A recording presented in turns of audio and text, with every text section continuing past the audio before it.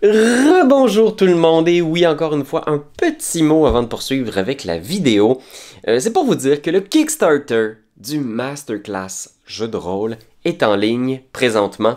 Alors c'est un cours en format vidéo où je présente comment est-ce qu'on peut questionner sa pratique, devenir de meilleurs maîtres de jeu. Vraiment, ça fait 2 ans qu'on travaille là-dessus, on s'est donné comme des fous. Alors, le Kickstarter se termine bientôt, c'est peut-être la dernière chance que vous aurez de sauter là-dessus. Et là-dessus, on poursuit avec la vidéo. Les jeux de rôle. Pour beaucoup de gens, jeux de rôle, c'est synonyme avec Donjon Dragon. Comme pour mes parents, c'était synonyme Nintendo et jeux vidéo. C'est que Donjon Dragon, surtout la 5e édition, est devenu si populaire qu'on dirait que c'est difficile aujourd'hui d'essayer de convaincre des nouveaux joueurs d'essayer d'autres systèmes. Puis on s'entend qu'il y en a une tonne des jeux de rôle, là. Il y en a une panoplie, il y en a des plus anciens, des plus récents, des plus narratifs, il y en a même qui se déroulent sans maître de jeu. Mon but ici, c'est de vous présenter 10 jeux qui sont pas Donjon Dragon. Donc des jeux un peu pour tous les goûts, qui offrent différentes expériences, différentes façons d'aborder les histoires spontanées que sont les jeux de rôle, et aussi peut-être des systèmes qui se prêtent bien à des one-shots, avec lesquels vous allez pouvoir peut-être convaincre vos amis, ne serait-ce que le temps d'une soirée, d'essayer autre chose. Alors, en 10e position, on a Blades in the Dark. Blades in the Dark, c'est un jeu qui se déroule dans une espèce de cité steampunk et où les joueurs incarnent des brigands, des malfrats, des gangsters. Donc des gens qui vont faire des coups, des heists. Alors, ce qui est vraiment le nerf de la guerre dans Blades in the Dark, c'est qu'on lance les joueurs directement dans le feu de l'action. Donc, on passe par-dessus l'étape l'étape qui arrive dans la plupart des jeux de rôle où les joueurs vont discuter pendant 30 minutes de leur plan. Ok, toi tu vas faire ça, moi je vais faire ça, on va passer par là. Attends, non, on devrait pas faire ça. On passe par-dessus tout ça, là. On les lance directement dans l'action. Et quand ils sont confrontés à une situation, dans Blades in the Dark, ils peuvent utiliser une mécanique de flashback qui permet de faire « On a peut-être donné un pot de vin à ce garde-là hier. » Et là, on peut faire un flashback dans lequel on va rouler et déterminer si le plan, la prévision, a bien et bien fonctionné. Fait que ces flashbacks-là peuvent être utilisés à plusieurs sauces, on peut être super créatif avec. Alors, est-ce que c'est on a volé les plans de la banque il y a déjà plusieurs semaines? Est-ce que c'est on a déjà mis quelqu'un une taupe dans l'organisation depuis vraiment longtemps? Fait que c'est vraiment chouette. En numéro 9, Masks, New Generation. Donc, Masks, c'est un jeu de rôle de super-héros qui est joué avec le système qu'on appelle Fueled by the Apocalypse. Alors, c'est un système ultra narratif qui se joue avec 2d6, dans lequel on a... C'est vraiment intéressant parce que les personnages sont faits vraiment très rapidement à partir d'un playbook. Alors un playbook, c'est une espèce de squelette à ton personnage qui peut vraiment aller en dessous de n'importe quel concept. Ou presque. Donc tu as quelques gros playbooks dans la série Apocalypse. Il y a quand même plusieurs systèmes qui roulent. Il y a plusieurs jeux qui roulent avec ce système-là. Entre autres Root, le jeu de rôle pour le jeu de société bien connu. On a aussi bien sûr Avatar qui va sortir très bientôt et qui est super bien fait, qui a des super belles twists sur le système de l'apocalypse. Mais moi, ce que j'aime de Mask, c'est qu'on joue des jeunes super-héros. Donc des jeunes qui doivent découvrir un peu leur place dans ce monde-là et qui, parfois, ne se sentent peut-être pas comme le héros qu'ils devraient être. Donc tu peux vraiment créer le pouvoir que tu souhaites, tu peux l'incarner comme tu veux, et tes statistiques, tes habiletés, représentent la vision de ton personnage qu'il a de lui. Donc, est-ce que tu te considères comme un sauveur? Est-ce que tu te considères comme un danger, comme un freak? Ou comme une personne normale, ordinaire, mundane? Et ça, c'est ce qui est génial, c'est que tout au long de la partie, ta vision de toi, comment elle va évoluer, ça va avoir un impact sur tes habiletés. Donc, plus tu penses que tu es un freak, plus tes pouvoirs vont se déchaîner de façon incontrôlable. Plus tu penses que tu es un danger, plus tu vas être une réelle menace pour les autres, pour les ennemis, pour même tes alliés. Et plus tu vas être ordinaire, plus tu vas avoir d'empathie, plus tu vas comprendre, plus tu vas pouvoir aider, supporter. C'est vraiment brillant, vraiment bien fait. Et ce système-là de l'apocalypse, il est super narratif. Fait que ça peut être très déstabilisant, je vous le dis, là, pour un maître de jeu. Vous n'avez pas de stat block, vous roulez rien, même techniquement en jeu. C'est vraiment juste les joueurs qui roulent. Et vous leur imposez des moves. Donc, des moves de maître de jeu. Fait que tu leur dis, OK, c'est ça qui se passe, telle personne est capturée, telle affaire. Fait qu'il faut un peu s'ajuster à cette nouvelle réalité-là narrative. Mais c'est vraiment très intéressant. Puis c'est un jeu dans lequel aussi, il y a des mécaniques qui te poussent vraiment à incarner ce que tu es censé être. Position numéro 8, on a Mothership. Mothership. C'est un jeu de Tuesday Night Games.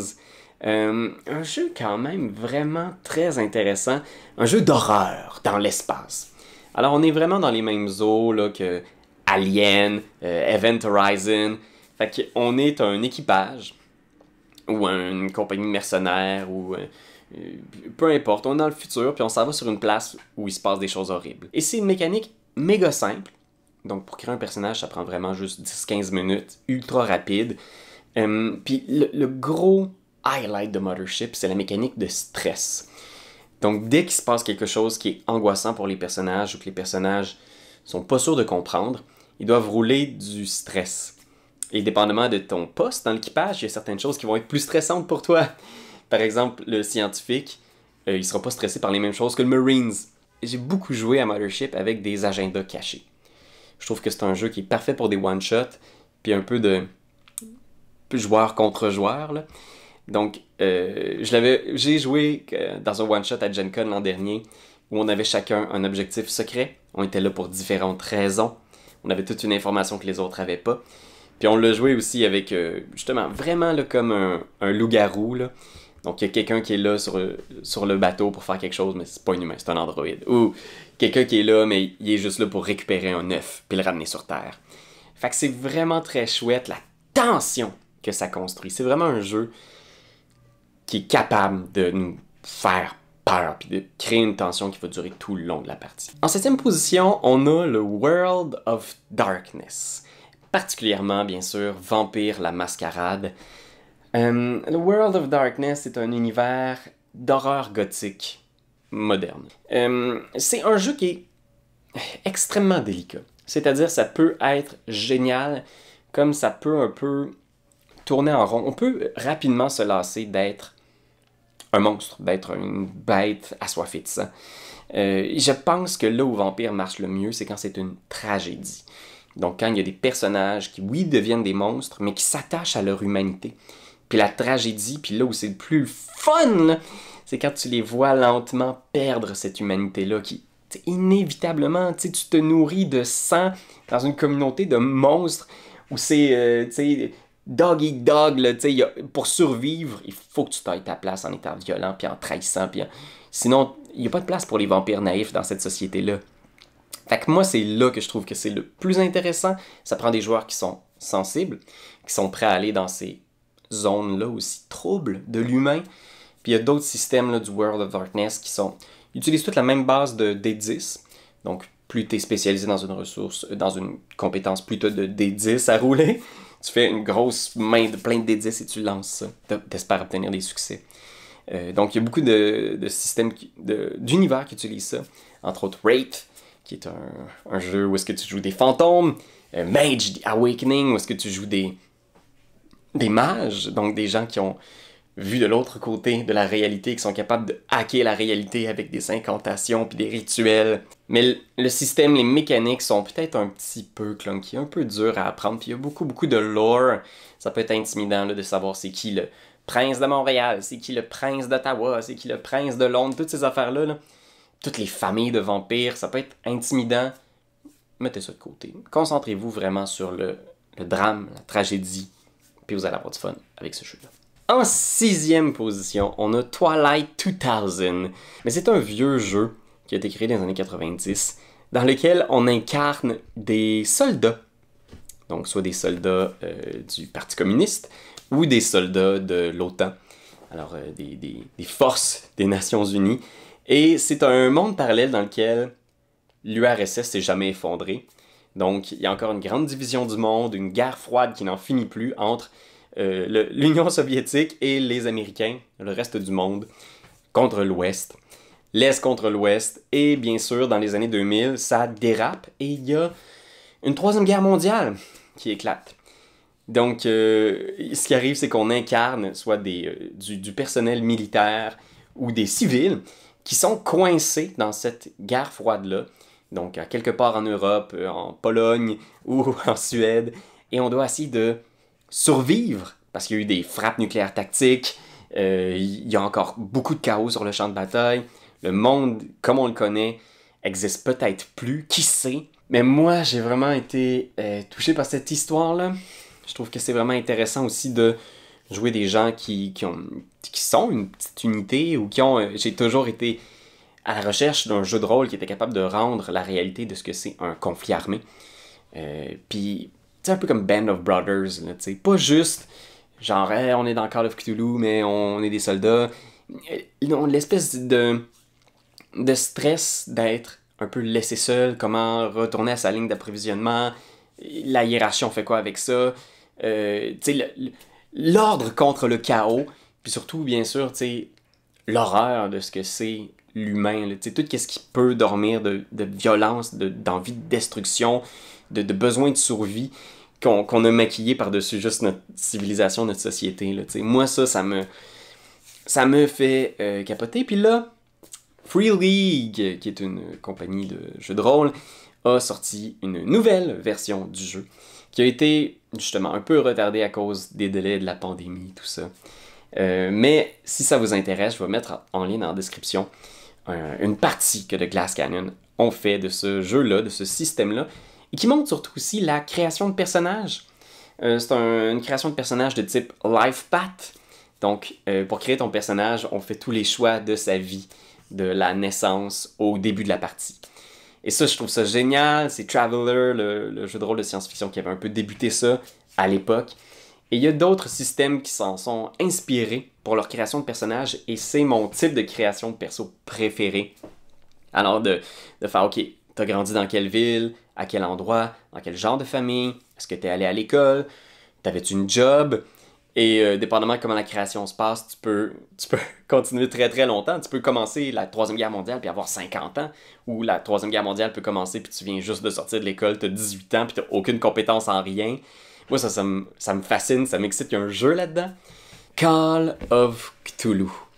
Un classique. Vous avez sans doute déjà entendu le nom quelque part. Hein? C'est le jeu de rôle qui se déroule dans l'univers de H.P. Lovecraft par Sandy Peterson. Donc c'est un jeu de rôle dans lequel on incarne des gens qui sont confrontés aux horreurs du cosmos.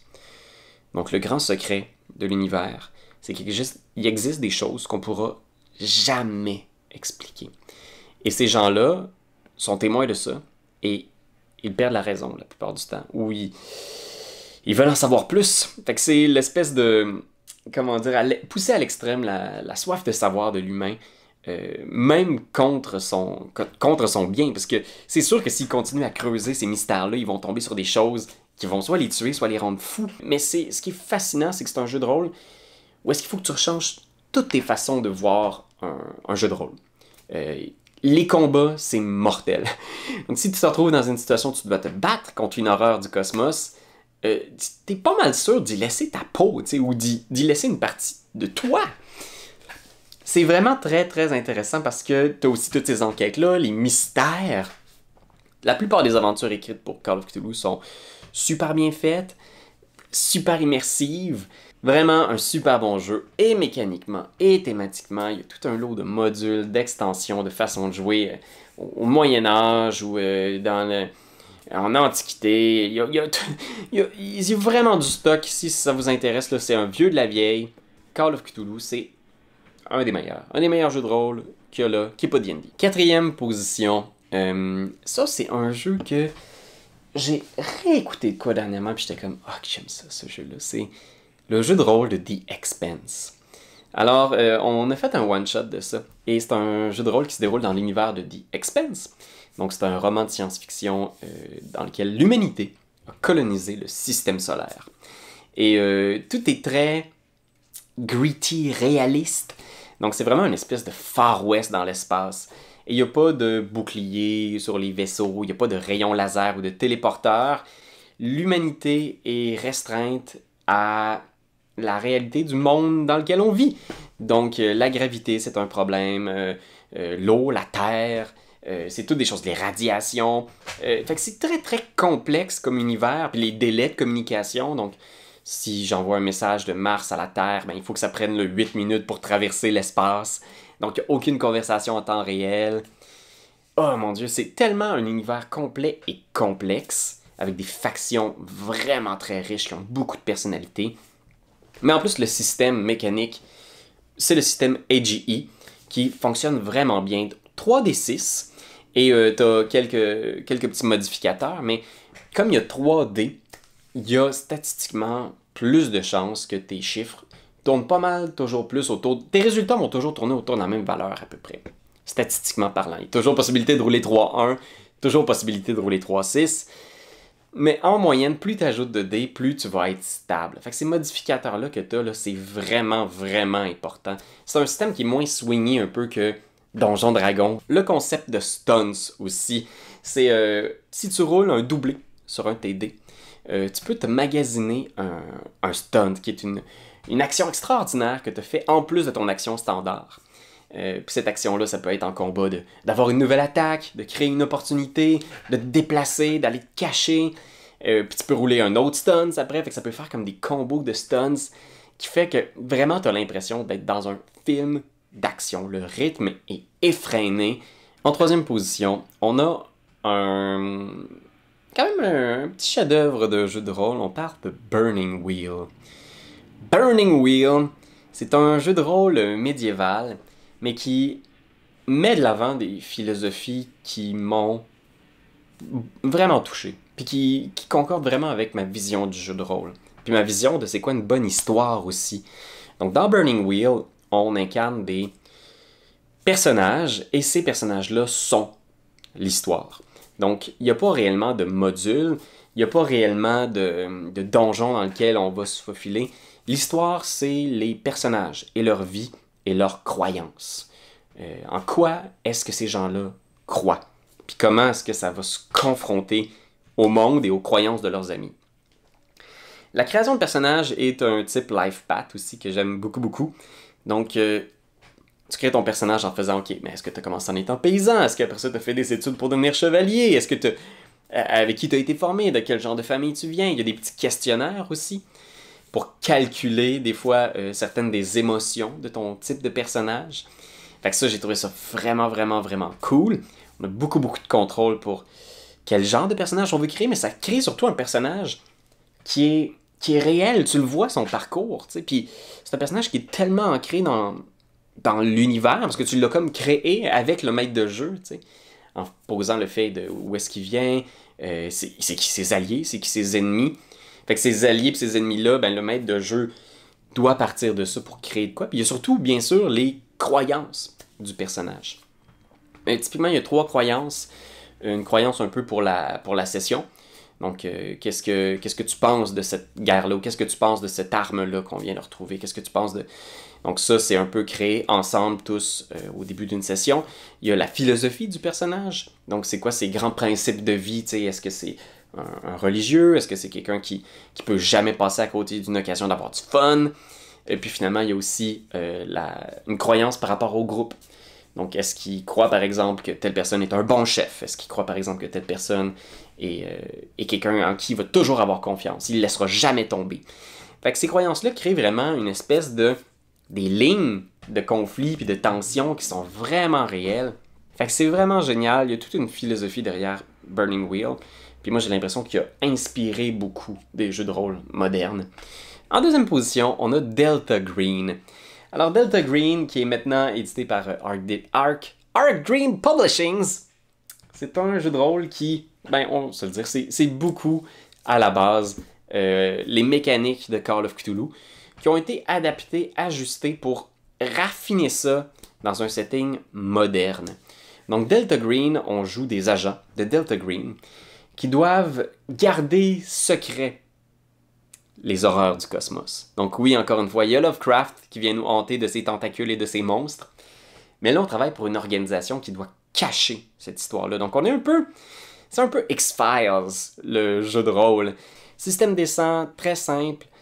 Je trouve qu'ils ont abordé avec sensibilité aussi la question de la santé mentale dans un jeu, ce qui est rare aujourd'hui dans un jeu de rôle. Je trouve que c'est encore un angle mort, mais là, c'est vraiment plus comment est-ce que ton travail puis les traumatismes peuvent venir te gruger, tu sais. Fait que je pense à tous les gens qui travaillent comme policiers, comme soldats, on a tous eu ces histoires-là, on les a vues, on les a entendues, on sait ce que c'est, mais là, d'incarner ça de l'intérieur, de juste explorer cette notion-là de comment est-ce qu'on peut continuer à vivre une vie normale après avoir vu des horreurs. C'est vraiment très bien fait. Donc, en deuxième position, Delta Green. Et là, en numéro 1 pour mes jeux, qui ne sont pas Donjons Dragons, on retrouve Dungeon Crawl Classics. DCC pour les intimes. Alors, c'est un jeu de rôle OSR. OSR, c'est Old School Renaissance. Donc, on essaie de retrouver le sentiment des vieilles éditions de Donjons Dragons, les tout premiers jeux de rôle. On explore des donjons, on tue des monstres, puis on meurt. Ou on survit, puis on est comme « Ouais! » Fait que c'est cette espèce de petite montagne russe-là qui était Donjons Dragons, quand tu pouvais vraiment mourir d'un seul coup. DCC essaye de reproduire ce sentiment-là et le fait bien. Alors, tout est aléatoire aussi, il y a beaucoup de tables sur lesquelles tu vas rouler. Il se prête super bien à des one-shots. Tous les donjons sont super bien faits, puis c'est ça que j'aime de DCC, c'est qu'il ramène aussi l'élément de mystère. Donc, chaque donjon a comme un nouveau puzzle, des nouveaux monstres qui ont leur propre personnalité, puis leur propre petit pouvoir, puis leur propre façon aussi de peut-être te tuer d'un seul coup. Fait que la magie aussi, tout le système de magie, la magie est, oui, puissante, mais elle vient à un coût aussi. Donc il faut que tu sacrifies une partie de toi pour être capable de produire les effets de sort que tu souhaites. Et bien sûr, il y a le fameux funnel. Donc le classique, c'est pour commencer une petite partie de DCC, on vous propose de créer des personnages niveau 0. Chaque personnage en crée 4. Et on envoie tout ce monde-là dans un donjon mortel. Donc, il y a peut-être 16 personnages qui s'en vont là-dedans. Et à la fin, ceux qui survivent passent niveau 1. C'est vraiment le fun, faire un funnel, puis de voir ces gens-là mourir dans une espèce de petite bataille royale. Fait que voilà, c'était mon top des jeux de rôle qui ne sont pas Donjons Dragons. Et aussi, si vous voulez acheter des t-shirts et du game, et de toutes sortes de t-shirts, de plein de designs, allez sur le site Metagame. Lien dans la description. On a des t-shirts aussi de plein d'autres pages YouTube jeux de rôle du Québec, Coup Critique, RPG Suicide, Roche Papier Dragon. Allez voir ça. Puis on se retrouve dans une autre vidéo. On va voir ma fille, je pense qu'elle est réveillée. Ciao! C'est toi de trouver l'épisode de jour du Popoche? Sonne la cloche! Sonne la cloche! On parle de jeu, like-nous, commande, suis-nous, ouais! Sonne la cloche! Sonne la cloche! Partage à tes amis, partage à ta mamie, Oh ouais, Sonne la cloche! Sonne la cloche! Commente en ouais, fais le mon kiki! Sonne la cloche! Sonne la cloche! Sonne la cloche comme quand Jésus a sonné à la porte pour aller souper chez Zachée.